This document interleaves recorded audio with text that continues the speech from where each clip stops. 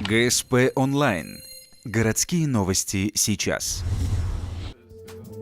Вторник, 16:30. В городской администрации проходит заседание общественного совета. Сегодня на повестке дня несколько вопросов. Все они, безусловно, важны для каждого горожанина.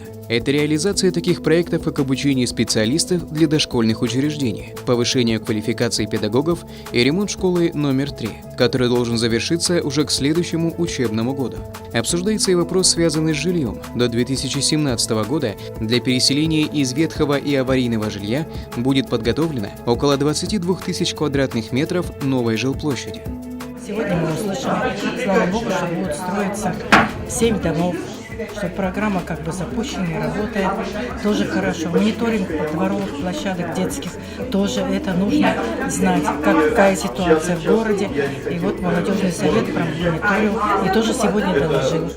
Также на заседании были озвучены проблемы, связанные с обустройством детских площадок, общественным транспортом, а также дорогами.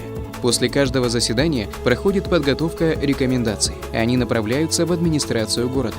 И уже на следующем заседании сотрудники администрации должны отчитаться перед общественниками о проделанной работе.